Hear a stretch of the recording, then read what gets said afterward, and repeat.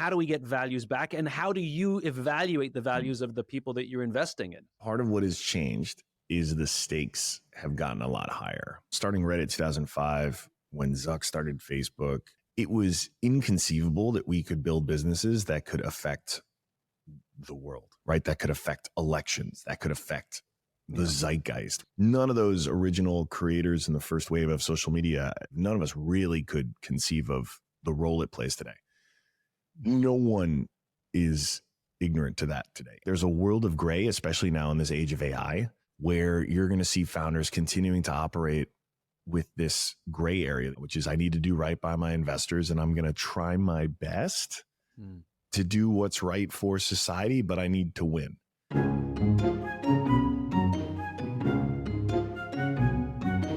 So I wanted to start in sort of an obscure direction.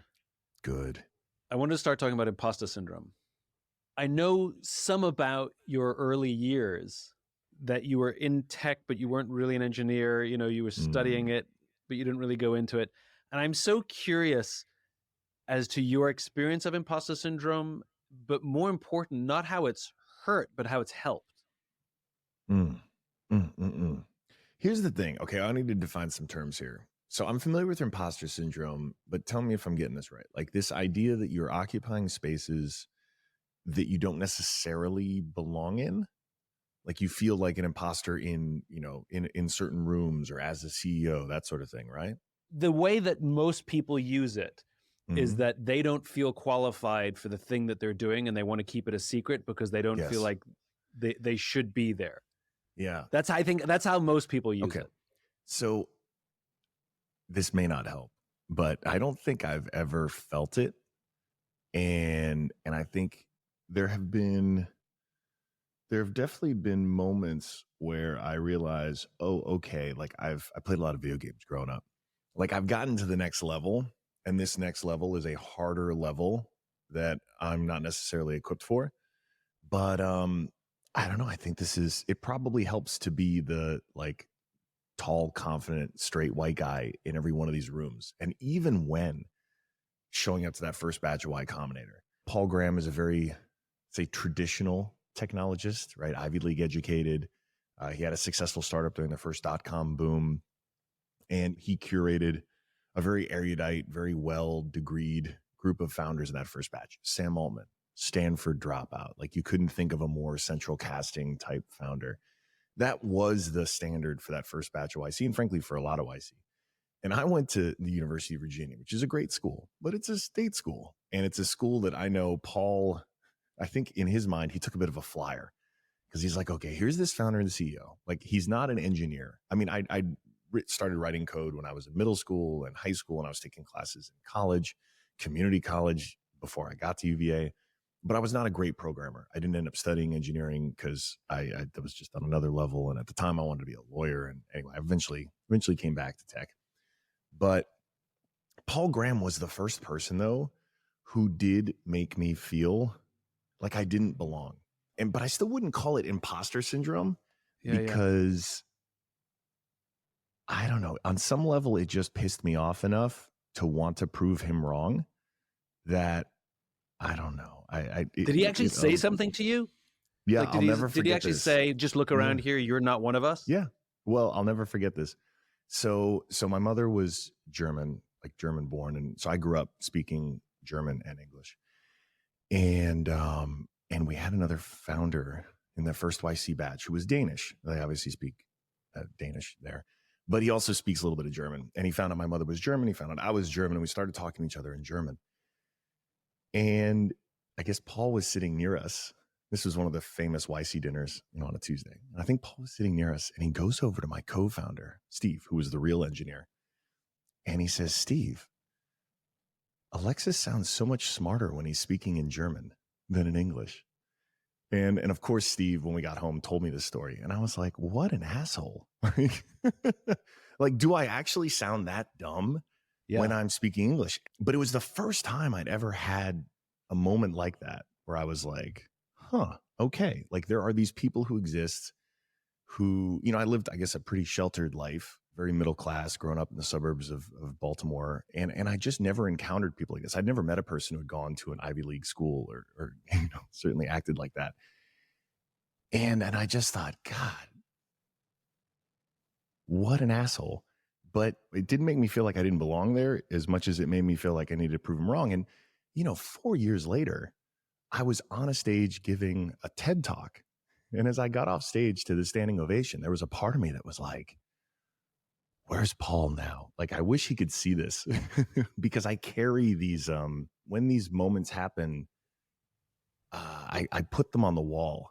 And I did this when there was an executive at Yahoo who invited us out in the early days of Reddit for what I thought was like a potential acquisition offer. And he asked about our traffic. And I said, a few thousand users a day. And he said, you guys are a rounding error compared to Yahoo. Like, what are you doing here? And I thought, well, you invited us. Like, I don't know. You invite startups here to just shit on them. Like, okay. And I went home and we went back to the office / living room of Reddit. I put it on the wall. I said, you are a rounding error. Because I wanted to look at it every morning. And I wanted to remember this guy so that, about 12, 13 years later, Reddit surpassed Yahoo in traffic. And I tweeted out and I told that story. I hadn't told the Paul one, but I told that one. And I just thought, God, thank you. I didn't name him. But I'm so grateful to that guy and so grateful to Paul for those moments. Because I think the privilege of having two incredibly loving and supportive parents and, like I said, growing up the way I grew up, like I get the benefit of the doubt in so many rooms. And so in these little moments, I'm like, oh, good. Like, let me find a reason to be pissed at you and use that as motivation to do better. Now I go tell my wife these stories and she's like, really? You had to work that hard to invent enemies? Like I just showed up at the tennis court and had people who were doing much worse things, obviously, to spite me or to stop me. But yeah, I don't know. So I think in a weird way, I have been lucky for not, I can't, I mean, like I said, there have been times when I know I was made to feel like I didn't belong, but it was these fleeting moments that, like I said, I just used as ammo. And the thing that it really is a mindset, isn't it? I mean, did you ever see did you see the documentary The Last Dance about the Chicago Bulls? Yeah. Jordan. Yeah. And like how, I mean, that Jordan was so competitive. Go. It's on my desk. Are you kidding? That Jordan was so competitive that he would play, games with the security guards. And if he won, he'd take their money, He never went, don't worry about it, guys. He took their money. But he would invent these stories in his head just to be angry at the other players on the other team so he could take them down. Yeah, it's not healthy, but it works. No, I don't think that's healthy at all. I don't think that's healthy at all. But I do find this as an amazing, it is an amazing mindset, which is when somebody is told by somebody more successful, more established, more famous, richer, whatever dynamic or statistic you want to use, when we're sort of early in our careers, we have ideas for a new business or a book or a movie or whatever it is that we're trying to do, and somebody tells us this is useless or you're useless. And for some, that is a dagger through the heart. And for some, it's fuel to keep going.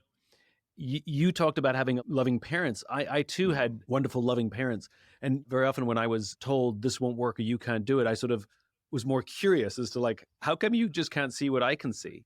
And I was wondering if somebody can learn this mindset. Have you ever seen some of the entrepreneurs you work with learn this mindset? Or is it just luck of the draw? If you had good parents, you're going to be fine. If you had a screwed up childhood, it's not going to work. Well, no. Okay. I think here's the weird, if I think about the GOATs, if I think about the Jordans in tech, and again, purely from a sort of tech innovation business outcome standpoint, you look at the Jobses of the world, you look at the Bezos, Musk, you get on this list and you see a lot of young people who had tough situations, often with at least one parent or not. You've got a couple adopted kids there. You've got Elon's tortured relationship with his father. You could actually look in one direction and say, okay, well, maybe the path to outsized tech entrepreneurial success is having this kind of damage at a young age, that you find a way that, humans are amazing creatures and you find a way to adapt to and turn into great strength. And it's wild, but like, I don't know. I've never talked to Zuck about this. I feel like Zuck also had a pretty boring child. So I don't think it's as simple as like, hey, parents, if you want your kids to be successful tech CEOs, you should, be horrible to them. Don't do that. But I do think you can. I've seen versions of this manifest, but by and large, the sort of brokenness that is required, unfortunately, and I say that without judgment, but like I have it, a certain amount of brokenness that's required to want to just keep building and doing and pushing more and never being satisfied. I've seen it come from places of tremendous stability, but I've actually probably seen it in more places come from founders who had something, right? First generation immigrants, founders who again had situations where they needed to prove to someone or something that they could triumph. And don't get me wrong, I wouldn't trade my childhood for any of that. I'm very grateful for having it. But it's a unique thing. And so to your point, I think for a lot of folks, it is learned early on in life. The earliest I'll meet a founder is probably 18, 19. Those are some of the youngest who might pitch. And I've seen some founders build a kind of resilience and fortitude over time. Yes, but the seeds of it are almost always present. I don't know the backstories of like Jeff Bezos. I mean, Musk had the tortured relationship with his dad, but I think he had a loving mother. He did, yeah. Jobs was adopted.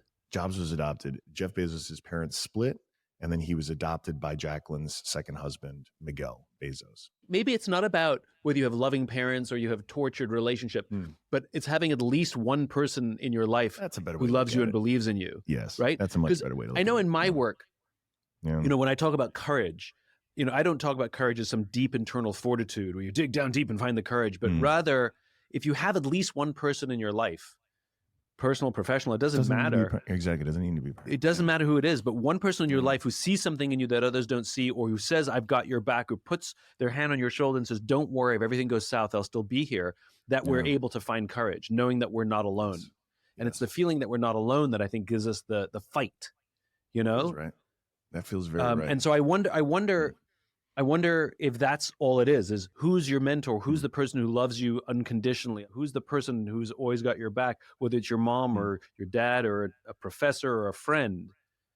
And I wonder if that's a common thread as well in all of those folks who have the fight.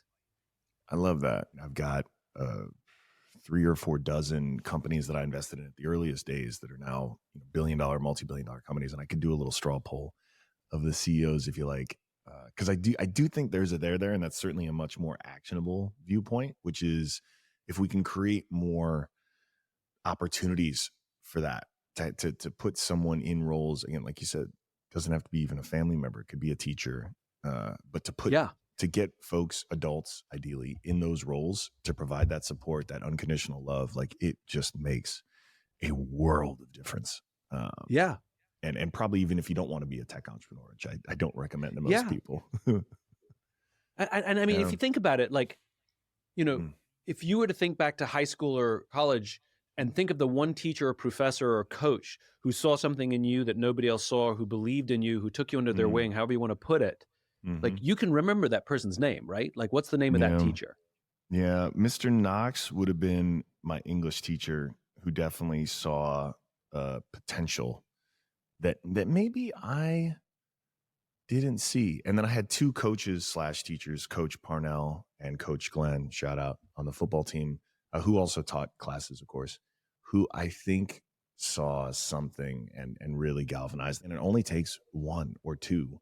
Yeah. And you're right. It's a lifetime of appreciation. I mean, like for me, it was Mr. D'Ambra, Doc Sharatsky, and in college it was Professor Murray. And even Professor Jacobson to some degree. And the thing that I think is amazing about it, which is every single one of us can recall those names instantaneously. But if I ask you to tell me the names of all the other teachers you had that day on your schedule, you wouldn't be able to remember. Yeah. And that's the power of having somebody who believes in you. You literally carry their name with you for the rest of your life. Wow. Damn. That's a legacy right there. And have you told them? Do they know? They must know. Like, oh, that's mine. 2 of them. Simon is Professor Murray. No, he doesn't know. I don't know. How does he not know? Everyone has seen your TED Talk. He doesn't know that he doesn't know that I consider him one of those people. I think tell him. Unfortunately, Professor Jacobson, Doc Sharatsky, and Mr. D'Ambra have all since died, which is a shame. You got one left. You could tell him. Yeah. I think Why that's don't a you great tell idea. them? I mean, Tell what a them. great thing to do, to go back to the people who believed in us, because Yeah. every single one of us knows those couple of names. Like, have Yeah. we ever gone back and said, thank you? You know, Right. I just want you to know that I am who I am today. Mhm. The person that I really like, in part because of whatever it is you saw in me. And I didn't Mm. know it at the time, but you treated me differently. And I just want to say thank you. To be able to Mm. go and express that gratitude to somebody, that's a big deal. That's huge. Now it also plays to the other question, which is, okay, are you that person to somebody else? Then in 10 years, 20 Mm. years, 30 years, I they'll hope tell me so. your name. Yeah, that's the real legacy. I hope so. That's the real legacy. I don't know. And when I Can't talk say about that. an infinite mindset and playing the infinite game, and Mm. which is clearly we're born, clearly we live a life, and clearly we die. But I think Mm. living forever is not about the companies we necessarily build, because those will change and sometimes go away, and our successors will break them and sell them. But I think Mhm. it's the people we impact who live on beyond us, who carry our values, and it's the continuance of values. And I think that's what great Mm. families do as well. Great families instill in their kids the values of the family, and those kids carry it on. This is the number one. I think 4 years ago when I resigned in protest from the board of Reddit, this company I created and spent 15, 16 years of my life building, it was through this lens of making sure I spent the next, I think I was 37, the next 37 plus years of my life fully aligned with not only doing my best work, but doing it in a way that I was really proud of. I'm trying to more intentionally build that way since becoming a parent. And I do care. I mean, yes, I care about the broader world of folks who maybe are in some way, helped by me or motivated by, like, the founders I meet with, the different folks. But boy, does having a kid like focus it. And I'm torn too, because there are definitely times when I'm like, I can have such an impact on these founders who like listen to everything I say, but my 7-year-old could not care less. And I'm Right. trying to teach her about continents. And I'm like, Olympia, like, God, in the rest of my life, my work life, it's not very hard for me to get folks to pay attention. But boy, 7-year-old, really, I mean, I God, love I love this image of every you. time I talk to her. I love this image of you sitting down with your 7-year-old trying to explain. You have to understand, daddy's kind of a big deal. I mean, no, well, in my mind, I am thinking this. She just doesn't care. She's just, short attention span, and I'm trying to make her care about, continents. But it's yeah. But let's go down this rabbit hole, right? Because especially in tech, I'd say a lot of businesses, but especially in tech, it feels like values come second to the ambition to be the next unicorn. That values come second to putting enough lipstick on the pig to make your investors happy so you can have a liquidity event and make everybody happy. You're not wrong. And so, people may have good values at home and they seem to leave them at home when they come to work. I'm sure everyone can say, oh my God, my life changed when I had my kid, and now my 7-year-old teaches me kindness. And then they come to work and say things to people like, you're smarter when you speak German. You sound smarter when you speak German. That was like before Paul had kids, at least. That was before he so maybe he wouldn't say it today.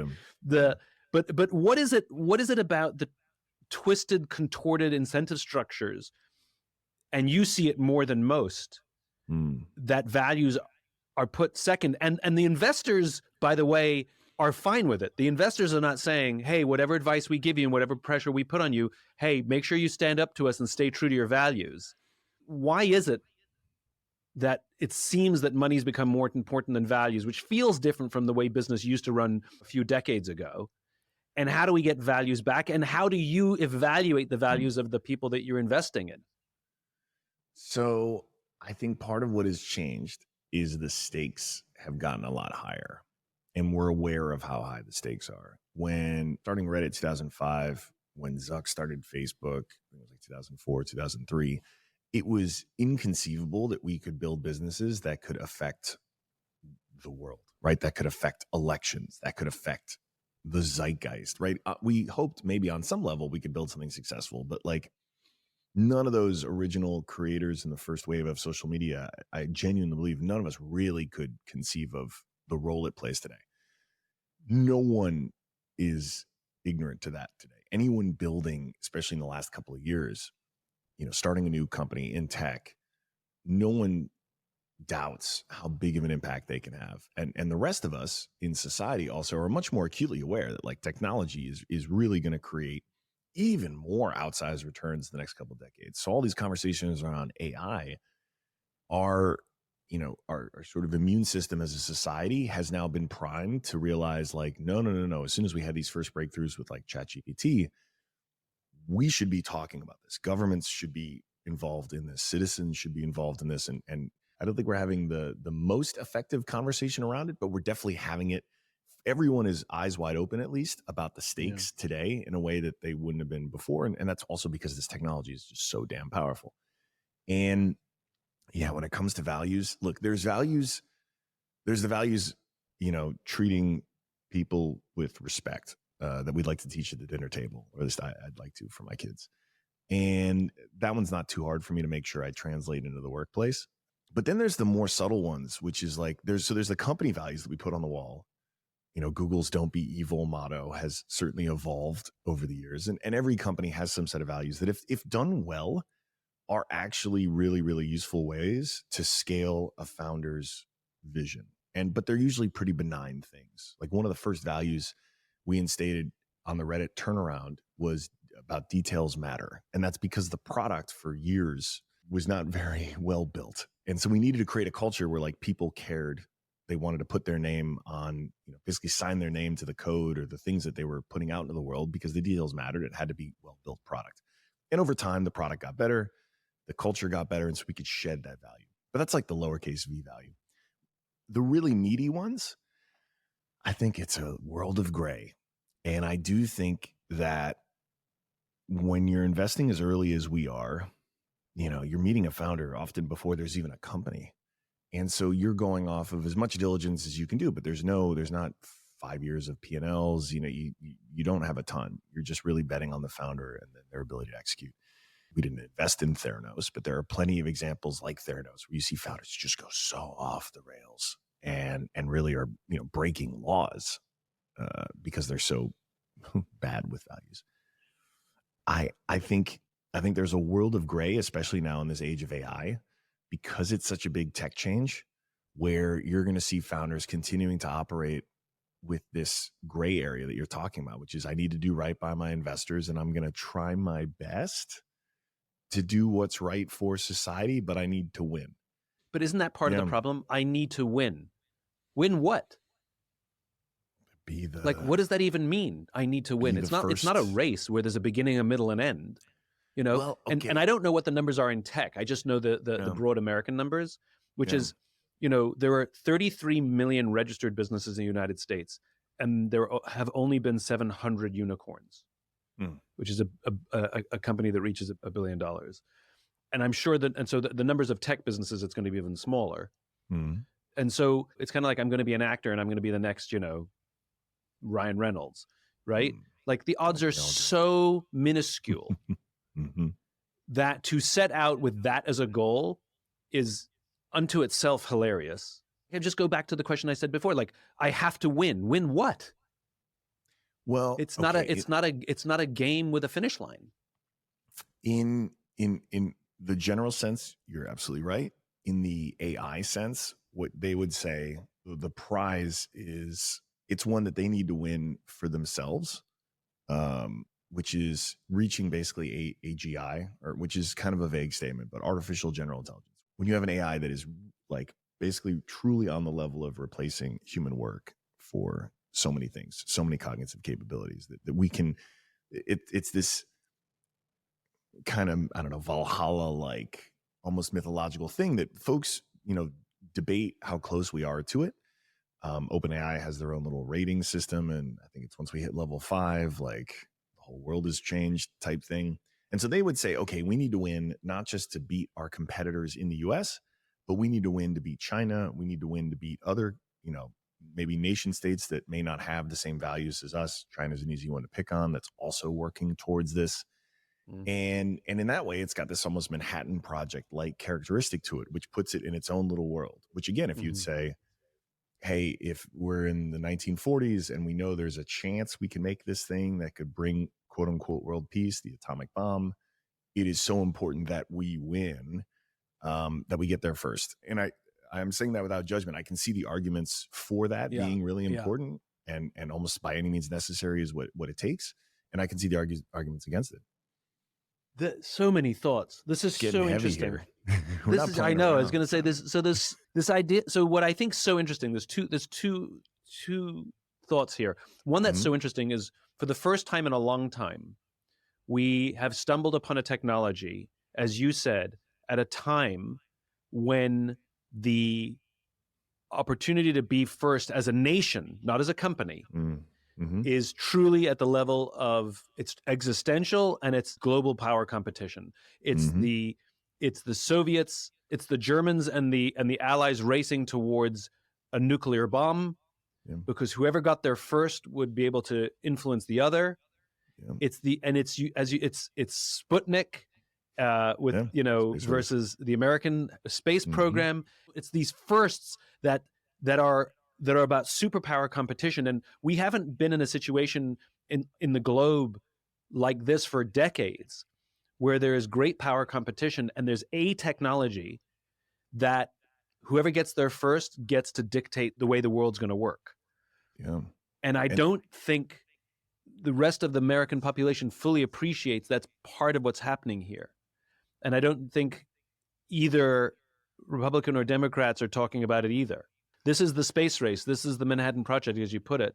This is about a nation that needs to achieve something before another nation does. It's not about a company. Mm-hmm. And I can give Which you some is- low. We can talk about the lower stakes version too. But I go back. I didn't study engineering, but I studied history. Conveniently, World War II history.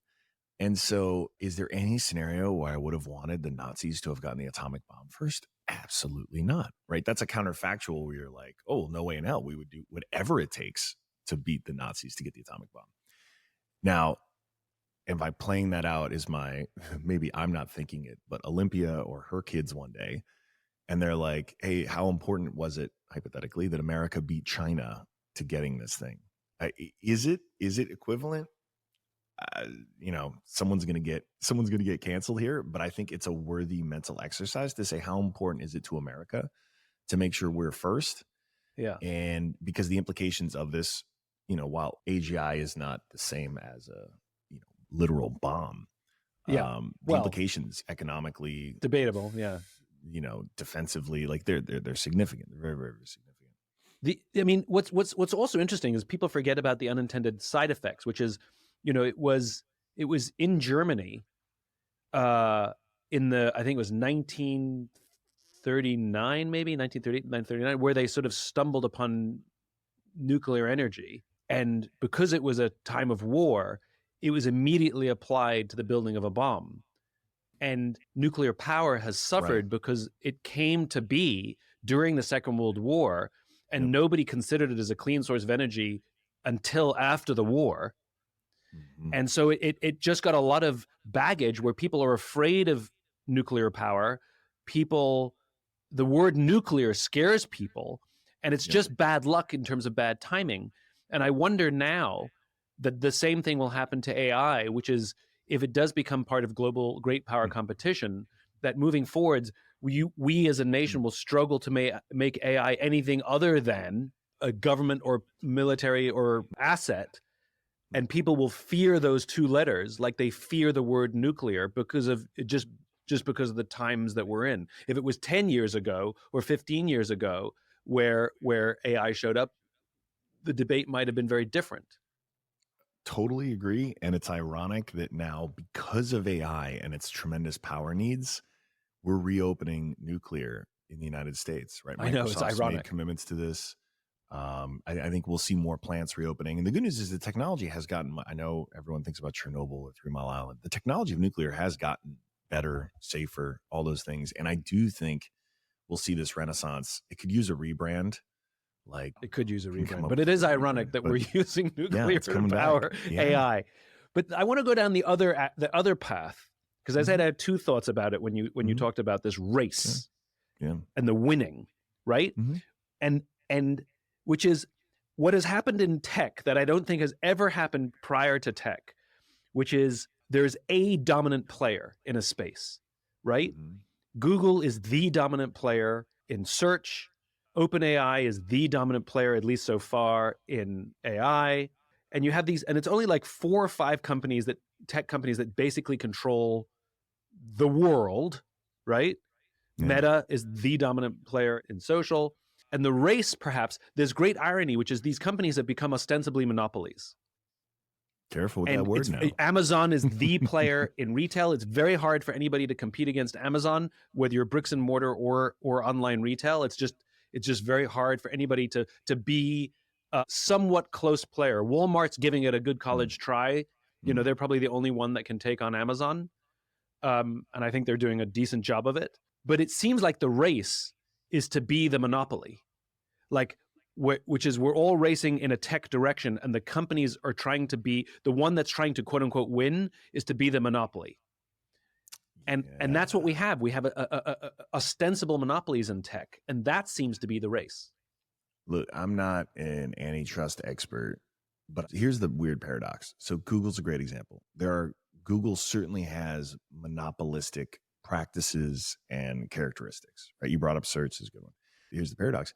Google also invented all of these practices of machine learning, TensorFlow. This stuff was actually originated in Google, the papers, the research that OpenAI built on.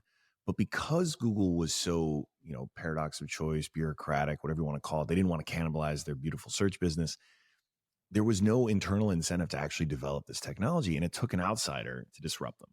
And there's a very good chance, I mean, if Perplexity, and I'm not an investor, but like if Perplexity continues to grow the way it's growing, or some of these other, maybe it's ChatGPT, who knows, we could actually see a replacement for that list of blue links that we've all gotten so used to, because it's just a better experience. And so while at the same time, I agree there are certainly monopolistic things about Google and what it's done, in the span of a few years, they are going to get severely challenged, if not upended, by technology they actually invented in-house.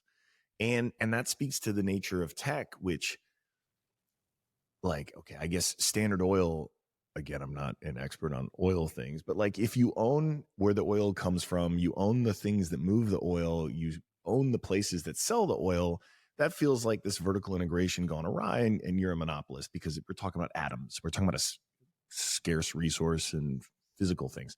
But in software, the cost of iteration, or scaling, and the ability, the rapidness with which technologies can evolve and change, makes it a different beast. And I don't think antitrust folks have really caught up with that either. You got the SEC was worried about Amazon buying Roomba or something, or Facebook. No, the worst one was Facebook or Meta buying Giphy, which is a platform of animated GIFs. Like it's the time to look at Meta for those types of antitrust practices was like a decade ago, guys.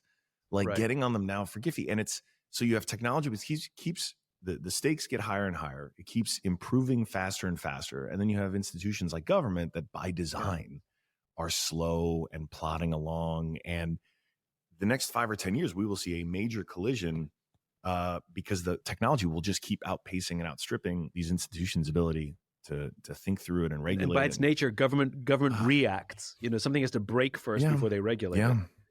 What I also think is so interesting, that Google example, I didn't know that one. That Google example just reminds me of Kodak. Kodak invented the digital camera in the 70s and suppressed the technology so as not to cannibalize, to your point, film, paper, chemicals, until finally, and ironically, it was their patents that other digital companies like Fuji and Canon started to use. It was, Kodak made money off the patents until the patents ran out. And then those digital companies put Kodak ostensibly out of business. And so it's ironic that, a Google technology may be the thing that puts it out of business, but it's still a race to replace the monopoly, right? Not coexist with them. Because competition, as Adam Smith defined it, was that if you have choices, we benefit as customers. But if you take away the choice, the temptation for monopolistic decision-making, it's just too tempting. This is the power of competition. And I want to give you some hope, because I do think values can long-term align with business outcomes. And I can speak to a fairly specific example without using like boardroom conversation, but So I seeded a company called Row Health. It's one of these telehealth businesses, started in 2014 when all the laws started changing so that you could be a doctor practicing in one state and speak to via telehealth, like video chat, speak with a patient somewhere else and prescribe something in another state. And this is a big shift because now you could scale a real telehealth business. At the same time, ED meds like Viagra and Cialis were going generic. And so now you're going to get a proliferation of much cheaper alternative brands. And Row was there first on the scene with a few others and very intentionally built a business where they said, okay, we are going to build integrity into what we do because we know this can be abused, right? If you're pursuing profits at all cost, you could see a model that incentivizes not just the CEO, but everyone in the business down, just hit their goal for the quarter and push as much product as possible, even if someone didn't necessarily need it. Do really aggressive tactics to, lock them into subscriptions, push notifications, all that stuff. And they made a decision early on to build that into the culture. And where it paid off wasn't just there because they found success, kept growing. And there was a moment in time, I won't name the company, but some folks realized they could start writing prescriptions for ADD medications, so like Adderall, Ritalin. And it was a no-brainer for the business at Row to not get into this, in spite of the fact that there were new entrants who were aggressively growing because they knew, this is a popular drug, making this drug, which is habit forming, really accessible to people. Like if you're putting values aside, it seems like a great business model, but it didn't align with the values of Row to really be pushing this product as aggressively as these folks were. And we didn't even bother expanding into it because there was too much of a downside risk. And not surprisingly, that company eventually got called out by the FDA, got into a lot of trouble, and has paid the price, at least as far as I can tell. And as that whole thing unfolded, what was so compelling this was Z, the CEO, was there was never a moment of hesitation for him that this was the right thing to do because he was playing a long-term greedy game. He knew that the brand of Row, being a telehealth leader, didn't just mean making as much money as possible in a quarter. It meant making sure that this was a brand that mattered and was something that customers trusted, but also that the government respected. Because at some point in these rapidly growing industries, whether it's AI, whether it's telehealth, doesn't matter. Like you said, government is reactive. And so at some point, unfortunately, something goes wrong and government steps in and says, okay, what the hell's going on here? And they talk to everyone and they see what everyone's best standards and practices are. And in that situation, you want to be the gold standard. Because then government goes and looks around and says, oh, okay, you're the adults in the room. You're the ones who take this seriously. Help us figure out what to make the standard because you're the ones doing it best. And these are the areas where I think being high integrity actually aligns with being high, sort of greed, because you have the long-term best business outcome because you sacrifice some short-term business outcome for the long-term integrity and values move. And in health, it's an obvious place. I think you're touching on an insight here that I really appreciate, which is if we look at capitalism the way it was prior to sort of Milton Friedman, Jack Welch, and we look at capitalism the way it is now, where short-termism, quarterly results, shareholder supremacy are standard, and they've done great damage to the middle class. They've done great damage to the nation. They've done great damage to economies. I like to remind people that we've had 3 major stock market crashes. We had the 1980s, we had Black Monday, we had .com, and then we had 2008. First one, right? Yeah, 3 major stock market crashes. Yeah. Prior to that, because of the Glass-Steagall Act that was put in after the Great Depression, which we dismantled in the 80s in the name of profit, Free markets, we had zero. We had zero major stock market crashes between the Great Depression and Glass-Steagall and the dismantling of it in the 80s. And since then, we've had 3. And so this idea of short-termism and short-term greed, and Goldman Sachs used to talk about this. Goldman Sachs is often the poster child for sort of evil business these days. But even the old partners at Goldman Sachs, they used to talk about long-term greed as one of their values. Hey, and I think this is right, which is we can't get away from greed. It's a very human instinct. It's one of the reasons communism fails is because people are greedy. Yeah. But the idea of saying, look, we're not going to get rid of greed because we're people, but if we can commit to having long-term greed, we will make better long-term decisions. We will take care of employees. We'll protect the environment. We will be ethical because it's in our long-term greedy interest. Yes. And I think what you've said is so profoundly right, so simple and so profound, which is we have replaced long-term greed with short-term greed. And we need to get back to long-term greed because it's better. Yeah. Yeah. And I could make the case for, I mean, I love being told I'm right. So thank you. But hold on. If we just keep talking, I'll find something wrong. Okay. I hope there's a long-term case for it with things like climate that I care about.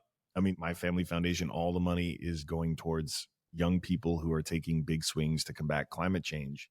And that's one area where you could say, okay, like it is clearly in humanity's best interest to make sure the planet is not destroyed by our own action. But it is a really hard thing to get folks to value, myself included, all of us, right? Our short-term decisions for that is the ultimate long-term greedy move, right? Let's make sure this planet thrives for a very, very, very long time. And that's probably the one that's the most sort of at odds with this, because it's, how long is long? Like thousands so let's of go years? down At what that point do I rabbit start hole. caring about Let's go down generations? that rabbit hole, why that long-term greedy seems to stumble even amongst those who believe in it. Yeah. Right? and by the way, getting worse.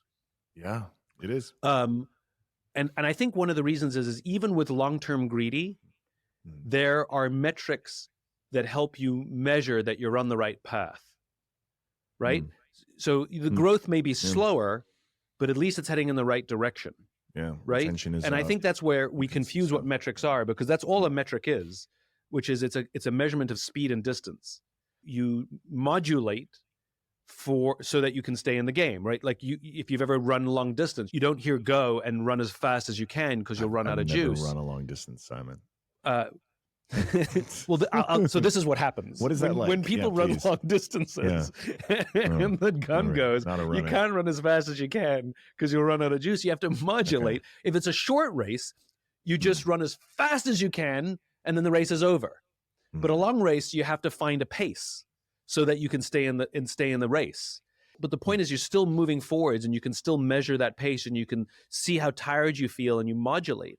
And I think that one of the problems in climate is we don't have effective metrics that help us measure speed and distance to know that we're at least on the right path.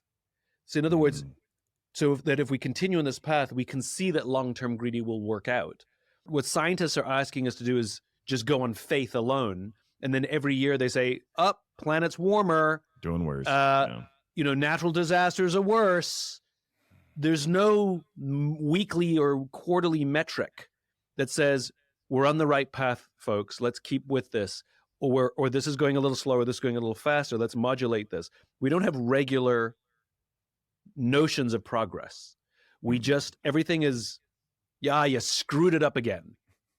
And that sucks to hear, right? The carbon footprint of the average American, at least sort of consciously, doesn't feel that bad, like relative to entire nations, or relative to, I mean, even just the ships that are moving all the stuff we need to live our lives around the world, right? Like there are layers to I think for a lot of folks to hear, like, well, wait, like I'm doing my best. You told me to recycle. I do the recycling. I do the things I can. I walk where I can, blah, blah, blah. And it just feels like such a big intractable problem.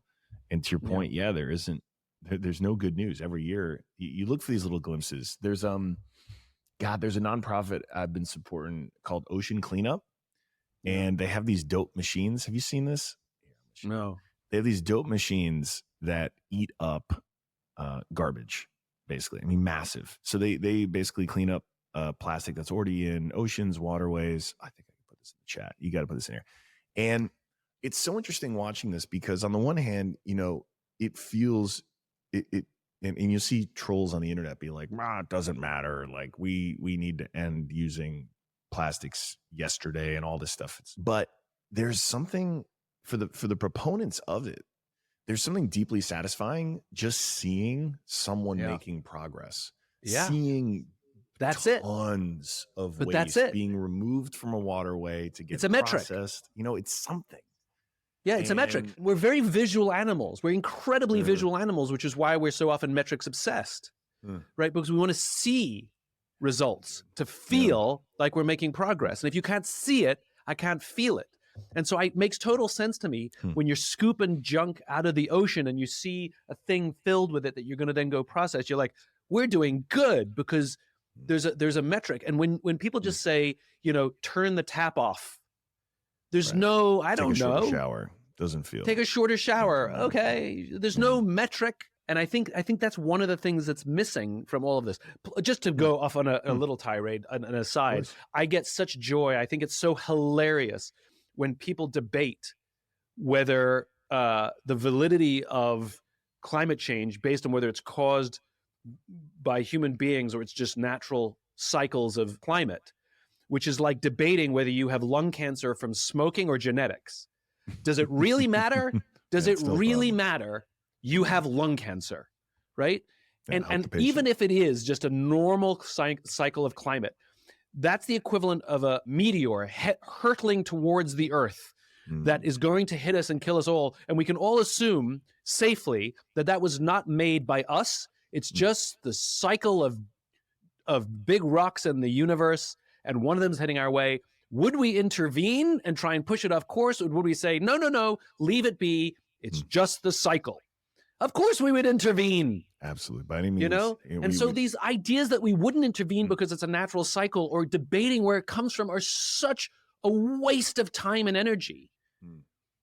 Okay, I'm done with my soapbox now. I'm done with my soapbox. Both sides will definitely waste a lot of airtime trying to convince the other side. Yeah. And to your point, I never thought about it that way. It really isn't worth it. Just move on. Does it matter? It's happening. We acknowge it's happening, so do something. It's happening. Yeah. It doesn't matter where it comes from. It's happening, and it's kind of like God. There are some people who don't really believe in God, but they pray just in case. Just in case.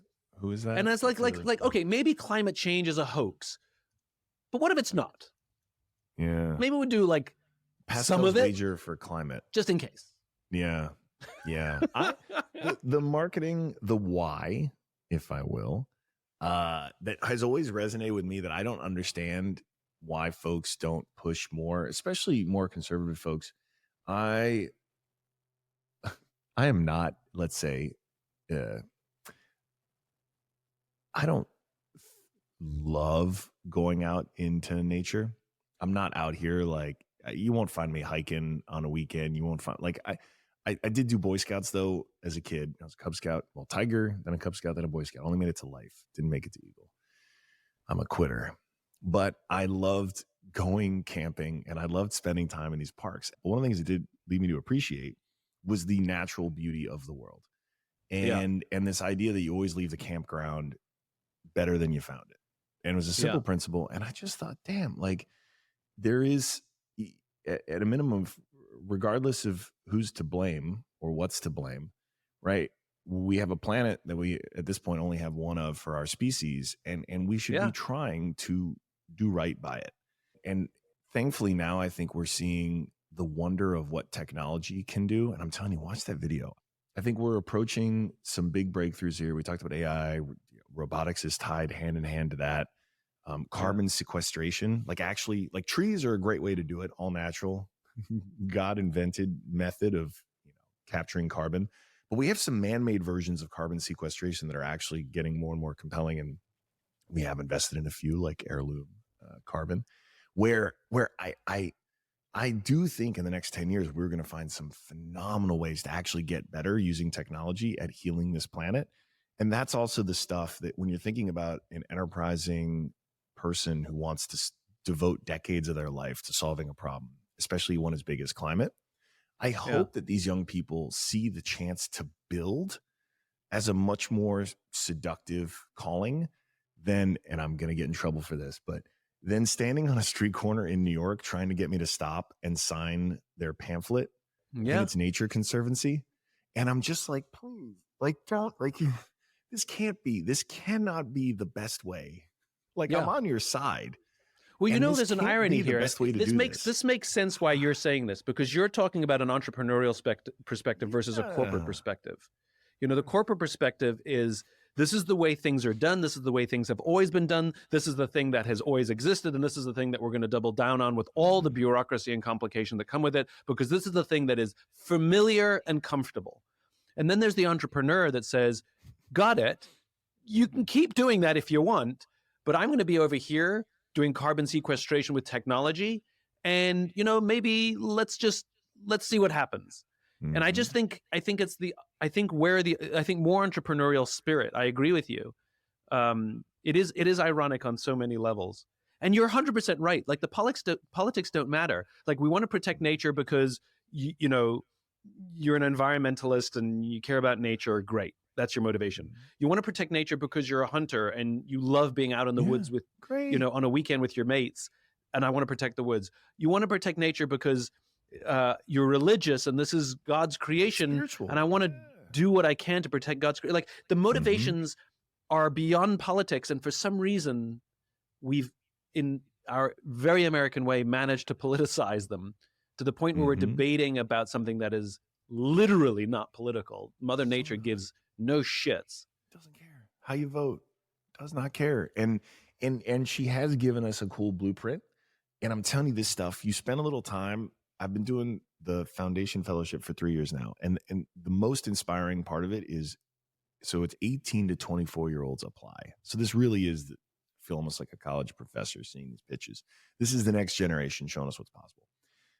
There's a young woman, Maddie, who started this company called Living Carbon, where they are literally breeding trees. I think it was a type of poplar to be even more effective at sequestering carbon and growing even faster. And like, when I think about how, if I were 20 again and I were thinking about what's that next company I'm going to start, I don't know if it'd be a social media company. And obviously Reddit's done and served me really well. Thank you for saying that. There is, but there's this generation now that just feel it feels within our grasp to actually make a huge impact on that otherwise very intractable problem. And we've reached a point with the technology, and we've reached a point with, I think, the youth of society, the really motivated, the entrepreneurial ones, where they know, like, okay, like we saw how guys like me were building, for the last 20 years. Like, what can I do to take these skills and really build something that I'm going to be so proud of, and build something that have a tremendous impact? And I've got some of these trees literally planted on my farm here. And every time I take a stroll by them, I'm like, hell yes. Like there's an amazing team of hardworking people. It may not work, but there's this amazing team of hardworking people that are going to devote decades of their lives to building trees that are going to do an even better job sequestering carbon, so we can plant these things everywhere. But this goes full circle to where we started this conversation, which is neither you nor Zuck nor all of these big tech founders. None of them imagined in their wildest dreams that the thing that they did would have such an impact in the world. I think one of the challenges that young entrepreneurs have when they're in the climate space is they can see the impact they need to have, and I think it's overwhelming. And I think maybe to take that more, dare I say, it's not really realistic because it's still idealistic and beyond what most people are imagining. But maybe don't try and boil the ocean, but try and make progress towards boiling a piece of the ocean. Yeah, absolutely. Just like clean out, build the first robot that, can automatically clean that first waterway. Right. And pull out 5 tons of plastic, and then build the next one a little bigger, and then build the next one a little bigger. Exactly. Like the way you clean your house is you start by cleaning one room. I didn't know this was a climate pod, Simon. I don't know. I mean, it's, this is where it went. I love it. I do want to know, though, when you were putting that Why Talk together, did you know it was a heater? Like, you'd probably given it a few times before in some setting or whatnot. Like, but when you were like, you knew you had something. So the answer is yes. I had been giving the Golden Circle Why Talk for about 3 years before somebody tapped me on the shoulder and said, "Do you want to do this?" I was like, he knows this thing is a heater, and it's so good. There's no way it was just like, yeah, I guess I'll throw something together tomorrow. I'd been giving the talk for 3 years. I'd had hecklers and people throw stones at me. Stop. And I'd been asked all the questions. I'd worked through them already. And the challenge I had wasn't what I thought about the talk. The challenge I had was my talk was always an hour, and I had to do it in 18 minutes. 18 minutes, yeah. And so that was the hard part. But but the idea set had already been validated for 3 years before I got the tap on the shoulder. That's why I got the tap on the shoulder, because somebody had seen me give the hour-long talk and said, you should do this at TED. And so I got the opportunity to do a TEDx. Yeah. I love this, and I make a note of it too. One, because I had a hunch and I needed to ask. Because I remember watching that talk, and I was like, "This is good." I was like, "This is good. Feed me. This is good." But it's also worth noting too. I always love, for the benefit of your listeners, in case they ever had it twisted, like the final product never shows the hours and hours and hours and hours of work and stones and all the things that you endured before that point. And it's like so many people, myself and others, saw that final product there on stage that went viral, but you lose sight of the fact these were ideas that you were refining, that you were thinking on, that you were beating up, that other folks were beating up, that like got to that thing. And that's what it was all of that work that made it so spectacular. Yeah. It takes a long time to become an overnight success. Yeah. And it's not, I don't know. It can never be said enough. And so I'm glad. But again, it goes back to tech, right? Because, you meet some of these founders, that have built businesses that are worth hundreds of millions of dollars sometimes. And you're like, when did you start? They're like 3 years ago. And like, you're like, okay. Really worth that much though? It really did. Just have the valuation. Yeah, that's true too. I mean, so there seems to be the twisted notion for young people that there isn't a lot of work required to be an overnight success. You just need to play roulette and get the right investors and the right valuations, and ta-da. And maybe that's true for some, whether those are sustainable businesses or not, And there are definitely some businesses that came out of nowhere and, blew the doors off. But again, that number is, that's like winning the lottery.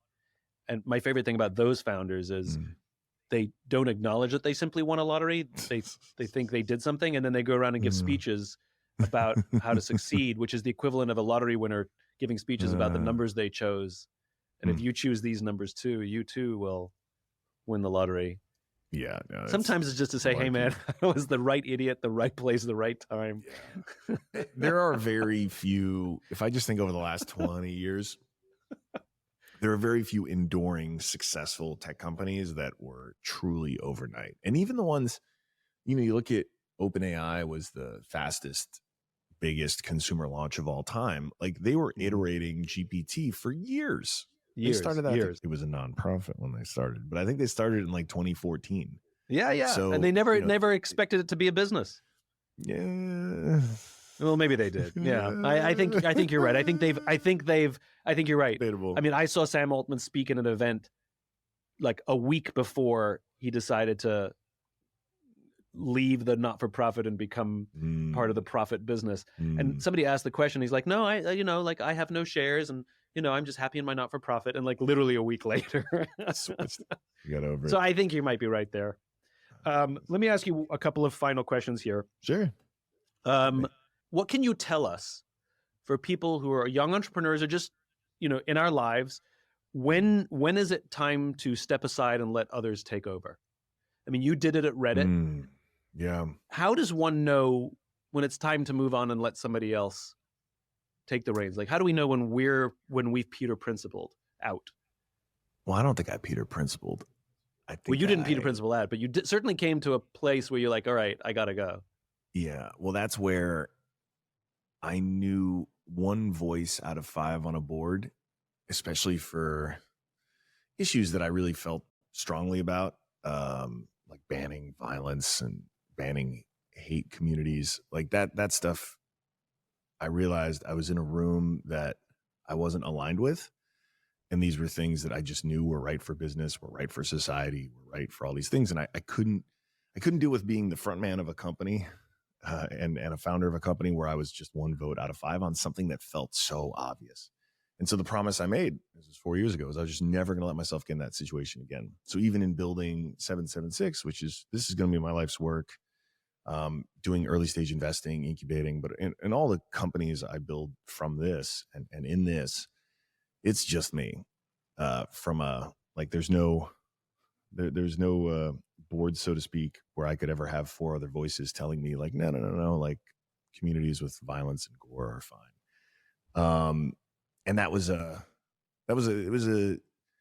frankly, it was a moment where I think I shed some of my own naivete about like how the world actually works, and just realized, you know what, I have enough agency, I have enough freedom, I have enough, wealth that I've been fortunate enough to accumulate. Like I can just write my own sort of playbook for the rest of my career.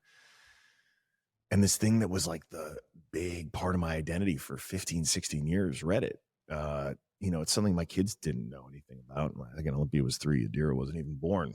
So I could manifest whatever I wanted for them to know me as. They needed to see me working. That was important to me, but I needed them to see me doing really the best work of my career and doing it in a way that I felt was aligned with values. So for folks, go right full circle. It goes right back to values again. Yes. Well, I mean, I think if you find yourself in these rooms and you have the ability, right? Obviously, look, if you got to pay bills, like there's lots of reasons why to stay in these harder situations, even if you don't really want to. That's a conversation that's an entirely new podcast. Like that's a whole new episode, which is, when we find that our values are being violated, we can rationalize putting those values aside to quote unquote pay the bills, or everyone's doing it, or that's what my boss wants. When the ethical fading starts to set in, and we can rationalize putting our values aside, that can't be good over the long term. But that's a different conversation. I agree, and I think there has to be. I think as I've gotten older, it's helped give me more clarity. And look, I'm not putting myself on any kind of high horse here. I mean, the world is gray in so many things. There's some black and white things for sure, but there's a hell of a lot of gray. And so I just wanted to have, what I wanted? I wanted the 100% agency to be able to make those decisions. And if I made them wrong, that's on me. But if I did something that felt really right and it was the right thing, like I got to do it. I didn't have to ever be in a room like that again. So that's what made I love that. I love the accountability. What women's sport are you investing in next? Gosh, I'm going to announce it on Monday. So I've been waiting to do something in basketball, and it's not a WNBA team at the moment, but my alma mater, UVA, has an amazing women's basketball program. And so I'm putting some dollars toward, I don't know what I don't even need to call it something. I'll be patron of the UVA women's basketball team. And I'll be going back to Charlottesville, hanging out with the squad. Hopefully we'll get the first dub of the season. And basically, thanks to NIL, I can put dollars to work. I mean, college sports is never going to be the same, but in particular, college women's sports are never going to be the same, because these women can actually now get brand deals that make them matter more to the NCAA, right? Part of the reason you had, in 4 years, you went from women's college basketball not being allowed to even say Final Four. And that's true because of some trademark thing. They didn't want it to be ruined, because it was for the men only. And they had that weight room debacle during COVID where the women had like 2 benches and the men had a whole full gym. Yeah. We went in 4 years from that nightmare to, Caitlin Clark, Angel Reese, the highest ratings ever. Women's college basketball in, this recent March Madness tournament did better numbers than the men.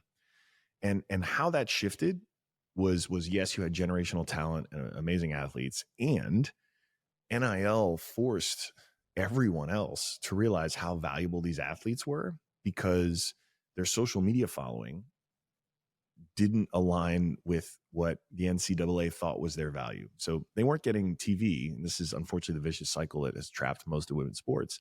They didn't get TV, they didn't get promotion, they didn't get that stuff because the men in charge didn't think people wanted to watch.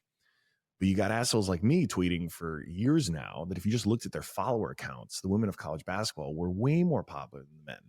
And NIL allowed the women to monetize that. And now that you have athletes making, some are making 7 figures a year. Again, the free market's speaking loud and clear. And now you're not making a case about, equality or feminism or social justice. You're just simply saying, like, the market's spoken. Like NCAA, if you're not supporting these women, you're bad at your jobs. And so I've been just excited to be able to do this, especially back at UVA. And I need to do even more back there. But this was a great place to start. So it's not really an investment because it's donations, but still it's investing in these young women in the program, and hopefully it will scale. Not all investments have financial returns. It's still an investment. That's right. That's right. We invest in education, we invest in the future, we invest in our children, and you're investing in college women's sports. It's an infinite ROI. It's an infinite game, exactly. Hopefully Alexis, what a they will pleasure. Thanks say so good much for things about taking the me. time. I really, really appreciate it. Thanks so much. My pleasure, Simon. Big fan. So thank you for having me. Thank you. If you enjoyed this podcast and would like to hear more, please subscribe wherever you like to listen to podcasts. And if you'd like even more optimism, check out my website, simonsinek.com, for classes, videos, and more. Until then, take care of yourself, take care of each other.